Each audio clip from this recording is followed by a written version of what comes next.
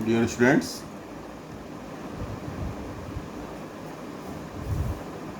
our topic is nature of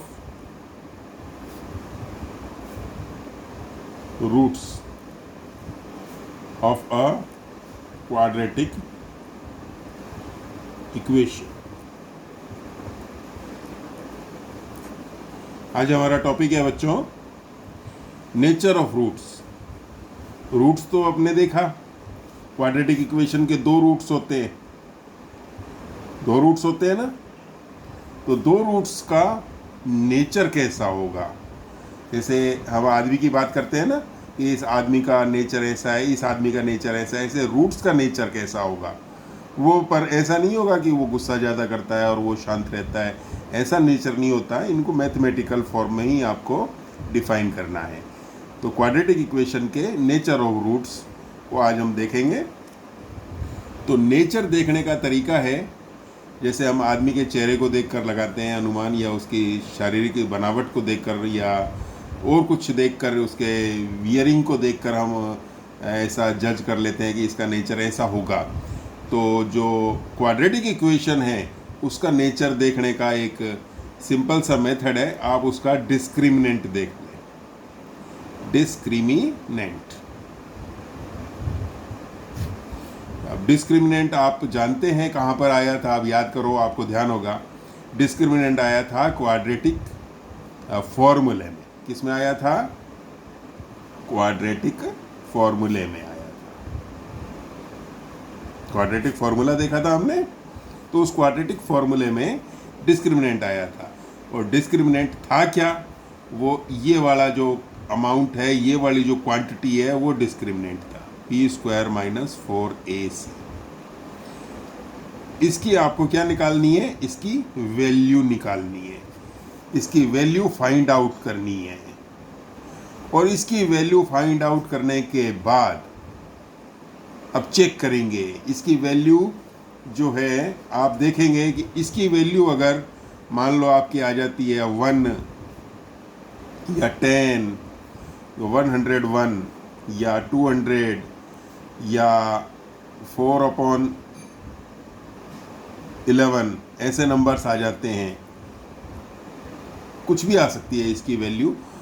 मतलब ये कि इसकी वैल्यू कैसी आ जाए? ऐसी नंबर आ जाए जो पॉजिटिव नंबर हो, इंटीजर में पॉजिटिव वैल्यू आ जाए, पॉजिटिव वैल्यू। तो पॉजिटिव आंसर आ जाए, या नेगेटिव कहीं नहीं है ये डिजिट्स। तो ऐसे डिजिट्स में इसकी वैल्यू आएगी डिजिट्स में, तो इसकी वैल्यू डिजिट्स में ऐसे नंबर्स आ जाते हैं। इनके अलावा कोई भी नंबर हो सकती है डिजिट में, लेकिन वो पॉजिटिव आ जाती है, पॉजिटिव आ जाती है।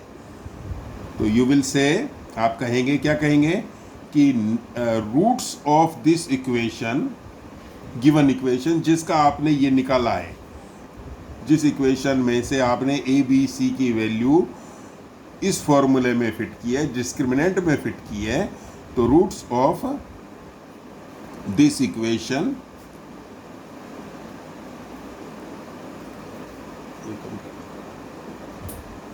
Are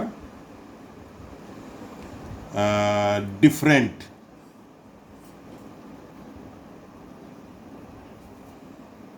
and real, real and different, या डिस्टिंक्ट।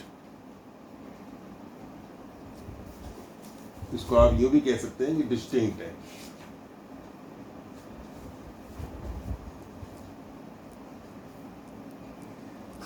ये वर्ड भी यूज करते हैं डिफरेंट के लिए, डिस्टिंक्ट। डिस्टिंक्ट का मतलब म्यूचुअली डिफरेंट, अलग अलग होंगे। तो रियल होंगे, वैसे भी रियल रूट्स होंगे, और अलग अलग होंगे, डिस्टिंक्ट होंगे। तो इसको शॉर्ट फॉर्म है इसकी, if value of b² - 4ac। इसको समराइज कर रहा हूँ अब मैं, इतने सारी जो आपके सामने ये मैटर लिखा है इसको समराइज कर रहा हूँ यहाँ। b² - 4ac value is greater than 0।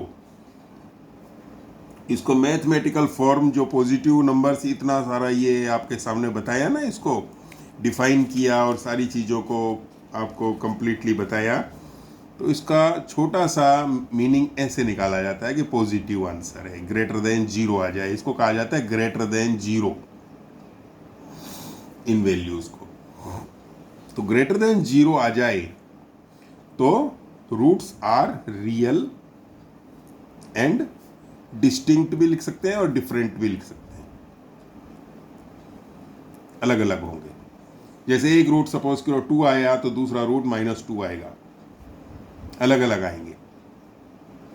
एक रूट 2 आया तो एक रूट 1 आ जाएगा, अलग अलग रूट्स आएंगे, रियल एंड डिस्टिंक्ट। दूसरा सिचुएशन जो है, डिस्क्रिमिनेंट की वैल्यू अगर b² - 4ac, अब अगर ये आ जाए 0 के इक्वल, कहीं ये डिस्क्रिमिनेंट 0 ही आ जाए, मान लो आप कैलकुलेट कर रहे हैं कि b² में आ गया 9 और इसमें भी आप कैलकुलेट करके 9 आ गया, या यहाँ 19 आ गया और यहाँ 19 आ गया, ऐसा आपके सामने आ जाए, एक पॉजिटिव b² की वैल्यू पॉजिटिव आ जाए और b² 4ac की वैल्यू भी इतनी की उतनी आ जाए, तो ये आपस में एक दूसरे की वैल्यू को कैंसिल कर देंगे, 0 आ जाएगा। तो इस सिचुएशन में आप कहेंगे, ये तो पहली सिचुएशन थी, ये दूसरी सिचुएशन है, 0 आ जाए तो इसमें कहेंगे कि रूट्स आर रियल उस इक्वेशन के जिसमें से आपने b² - 4ac, b और a और c की वैल्यू को इस फॉर्मूले में अरेंज करके इसकी वैल्यू को फाइंड आउट किया, तो आप कहेंगे अगर ये 0 आ जाए तो ये रियल एंड इक्वल। यहां पर जो इक्वेशन के रूट्स होंगे वो रियल और इक्वल होंगे। इक्वल का मतलब पहला रूट 2 आ गया तो दूसरा रूट भी 2 ही आएगा, पहला रूट 3 आ गया तो दूसरा रूट भी 3, इक्वल आएंगे, सेम रूट्स आएंगे। यहां तक कि उनमें जो साइन है वो भी डिफरेंट नहीं आएगा, साइन भी सेम होगा। एक तीसरी पॉसिबिलिटी और है कि डिस्क्रिमिनेंट अगर b² - 4ac, या आप कैलकुलेट किया आपने abc उस क्वाड्रेटिक इक्वेशन में से निकाला और ये नेगेटिव नंबर आ जाए, नेगेटिव नंबर मान लो आपने कैलकुलेट किया -5 पे आके रुक गया ये पूरा कैलकुलेशन, या -10 पे आया या -50 आ गया, तो ये सारे नेगेटिव वैल्यूज हैं, तो लेस देन 0 कहा जाता है। तो आप कहेंगे no real roots, no real roots. इसके आप रूट्स जो है उस क्वाड्रेटिक फॉर्मूले से या फैक्टराइज वाले तरीके से निकाल ही नहीं सकते, इसके रियल रूट्स हैं ही नहीं, इसके इमेजिनरी रूट्स होंगे। इमेजिनरी रूट्स आपके सिलेबस में नहीं है 10th तक, तो आप यूं कहेंगे अगर ये लेस देन 0 डिस्क्रिमिनेंट आ जाता है तो we can't solve this equation for real roots. Real roots के लिए हम इस इक्वेशन को सॉल्व नहीं कर सकते हैं। तो इसके क्वेश्चन देख लेते हैं एक्सरसाइज 4.4 के। देखिए,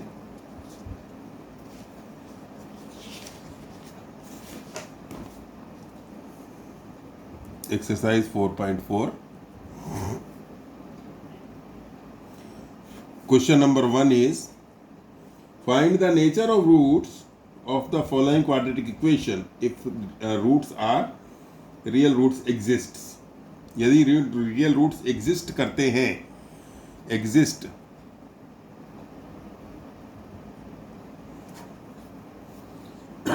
तो ये आपको सॉल्व करना है। तो एक छोटी सी इक्वेशन ले लेता हूं मैं, सेकंड पार्ट इसका। देखिए, 3x² - 4 √3x + 4 = 0। तो जल्दी जल्दी बता दें, a की वैल्यू, b की वैल्यू, c की वैल्यू, डिस्क्रिमिनेंट का फॉर्मूला,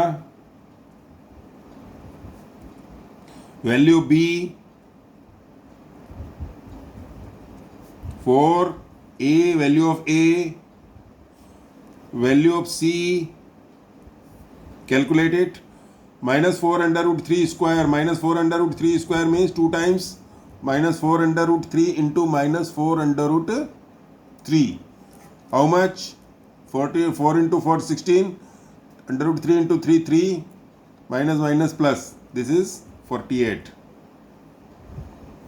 4 जा 16 into 3 48 minus what is this 12, this gives 12 and into 4 gives 48,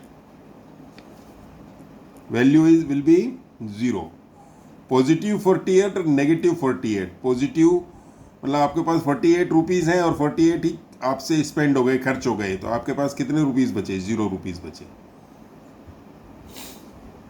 मतलब आपकी जेब खाली हो गई। तो 0 जब आ जाता है तो रूट्स कैसे होते हैं? Roots of this equation